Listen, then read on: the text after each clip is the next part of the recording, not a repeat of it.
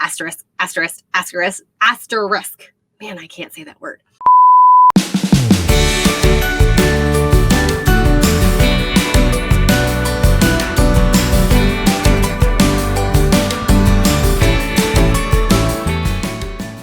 Hi guys, Caroline from CarolineBensel.com, and I am here today to help you understand why you need to check your bank account more frequently. I understand that it's one of those things when you're checking your bank account for the very first time, you're like, I just don't want to look at it because I know it's going to be bad. I know it. I've been there too.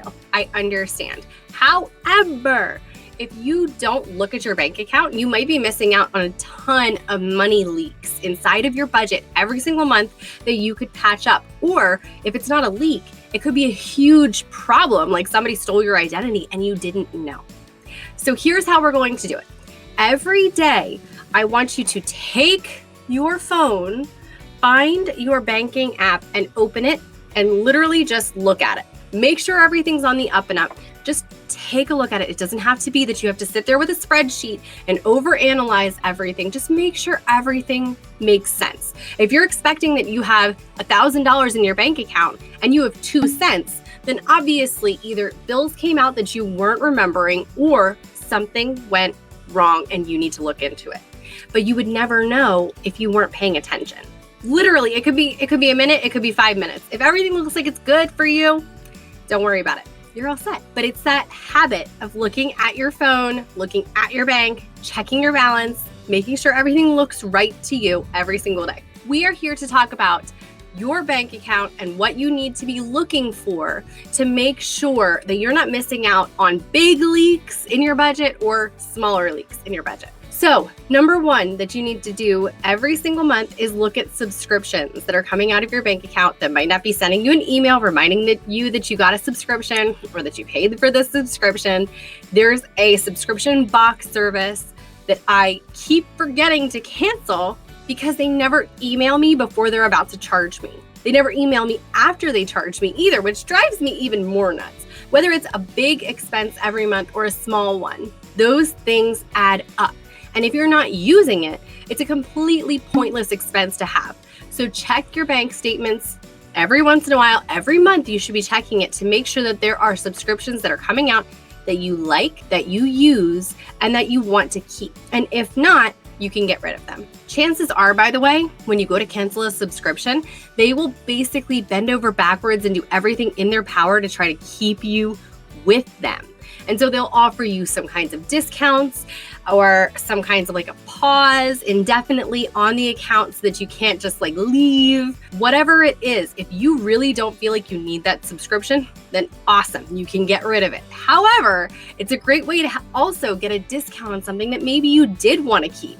I canceled our home security system when we found a different company to go through. And then when I went to cancel our current system or our old system, they kept offering me something screwy. Like we were paying like $50 a month for this home security system. They then lowered their price to $10 a month to try to keep us. What? If I had known that, then I wouldn't have bothered getting the new security system. But it's a really great thing to have and to know that you have an option for. So check your subscriptions, see what you like, keep what you like, get rid of what you don't, because there's nothing worse than paying for something that you don't want or need. Another thing that you need to check on are surprise fees. Sometimes banks do that. Sometimes you get a fee for having too many deposits or too many withdrawals or too many moves from your checking to your savings or savings to checking. First off, if that's the case, then you should look for a new bank. But if there's any surprise fees that you see coming out, even if it's small things, like I got an email for like a 99-cent fee from a Google Play or a Google Suite app or something that I had on my phone, and I didn't remember what it was for. And those little fees do add up. They can point to companies that are charging you like maintenance fees for apps that you didn't even realize that you had, or they can point to other problems that you have going on, like with your bank. If you don't maintain a certain balance, there are some banks that will charge you a fee if you're not staying above a certain number in your account. If that's the case, you can find a new bank that doesn't do things like that. There's nothing wrong with that. So checking for surprise fees that you didn't know that you were going to be charged for. And here's the big one. You can check to make sure that everything that is going through your bank is something that you authorized. That's a big thing, guys. With identity theft, especially coming up around the holidays, it's a huge, huge problem. Everybody's doing their shopping online, and it's an easy place for people to steal your identity, steal your credit card information, and part you with your money. When you check your bank account every day, you can see, did you spend money at a Texas Walmart when you live in California? Chances are no. Did I spend money at a KFC in Georgia when I live in Pennsylvania? No, I did not. Those are things that are obvious red flags that will send up, like obviously I did not spend money in Georgia. But because it was such a small number, it was a dinner at KFC, so it was like $20 or something. But somebody had stolen my credit card. And this is what happens is sometimes people steal your credit card number and will do small purchases like that. It's not always huge ones. Sometimes it's small ones. They do a lot of times it's big ones. It's small ones that you won't notice. That's when you need to be on the lookout for things like that are happening inside of your bank account. But if you're not looking at your bank, you wouldn't see the warning signs. So those are the 3 things that you need to do every once in a while to check on your bank. Look for those 3 red flags to make sure that you're not overspending and that you can fix any money leaks inside of your budget. So we need to be looking for subscriptions. Keep the ones that you love. There's nothing wrong with that. Keep the ones that you love, that you need, that you use, and get rid of anything else that's not serving you. Like, I'll be honest, with COVID and everything, I'm not going to be going to the gym anytime soon. So I had to cancel my subscription to the gym. Yes, I would love to keep it. And yes, I would love to think that keeping my subscription to my gym active is going to mean that I'll use it. But I know realistically that I'm not going to use it. Be honest with yourself if you're not using something, especially like a gym membership. Check for surprise fees that your bank is charging you, fees that you are getting from other apps that you didn't remember that you're paying for. Anything like that seems to be recurring. That's a small payment or a larger payment. It doesn't matter. Any fees that are happening inside of your bank, if you are not using that service, get rid of them.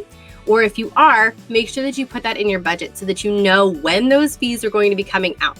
If you're getting charged fees from your bank and you feel like you shouldn't be, go find a new bank. There are so many out there, and they all have fantastic apps that you can use on your phone. Third, be on the lookout for any unauthorized purchases from your card. I mean, you guys have all heard of credit card skimmers at gas stations. Be on the lookout for that kind of stuff that's happening. It does happen.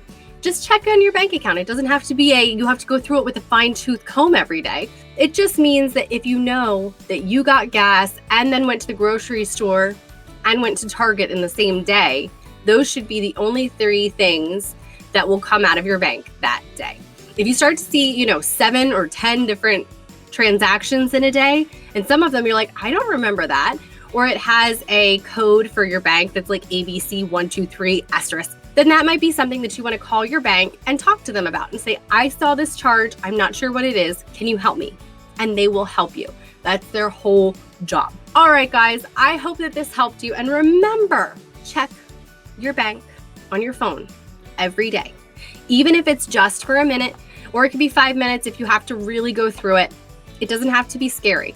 The more you know, the better. And that way you can manage your money even better without it feeling like a chore, without it feeling like this big, scary, monster under your bed. You can do it. I want to know, what are some of the things that you always look for when you check your bank account?